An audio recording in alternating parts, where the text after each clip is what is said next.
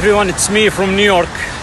As you know, coronavirus those days pervades the world and many governmental systems almost collapse. I share this video with all people across the globe, and I'm sure it will redefine our comprehension about what does human rights mean. And here, United Nations, where many independent experts, special rapporteurs highlights the human rights violations and naming the countries that violated the human rights. Amid this pandemic, let's go over the humanitarian work and see how countries responded to their nation's need. Let's start with the UK. British people got stuck abroad with no help. Old British nationals stuck in the airport after Emirates cancelled the flights and said they'd have to stay in Bali for 3 months. The UK embassy in Kuwait said, no financial assistance, go to charities. There's no fruit, there's no vegetables. You just need to stop it. Let's move into Canada.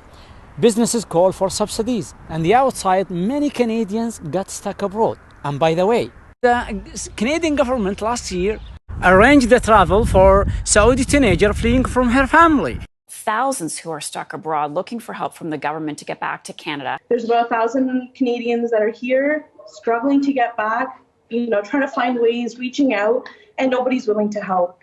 Okay, let's move on to Spain. They are asking for humanitarian assistance.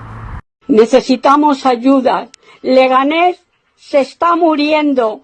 No hay sitio en el hospital. Esto es una vergüenza a nivel nacional. I'm from Lyon, France, in the line in front of the supermarket. And now I'm here. Wow, it's not easy to find what you're looking for. In the US, let's start with Sanders' tweet about human rights. This system, the system of capitalism where profit matters more than people, is so damn sick. And the coronavirus is showing us all its symptoms. We need where everyone is guaranteed free, high-quality healthcare. Many businesses are closed, so the working class people lost their jobs.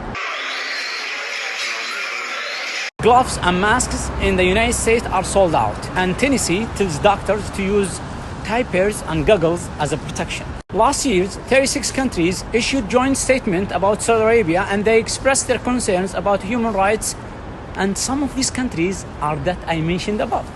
In contrast, let's take a look inside Saudi Arabia and see how they responded to this pandemic. Let's start with the non-Saudis who are living right now in Saudi Arabia. I'm actually advising Americans that are in the kingdom that I would strongly consider sheltering in place.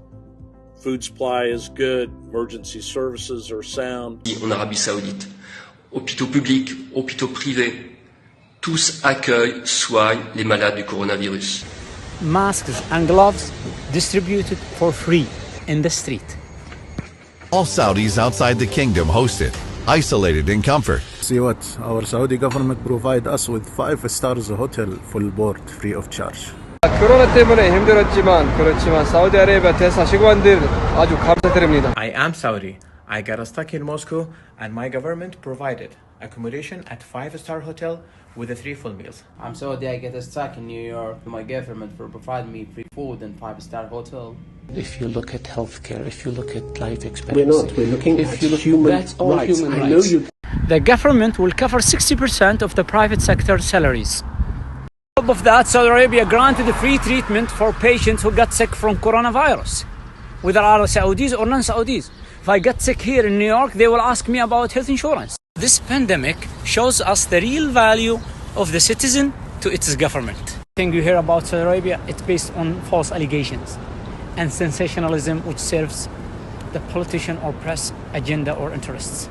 To conclude, what Saudi Arabia did, it's not a human right.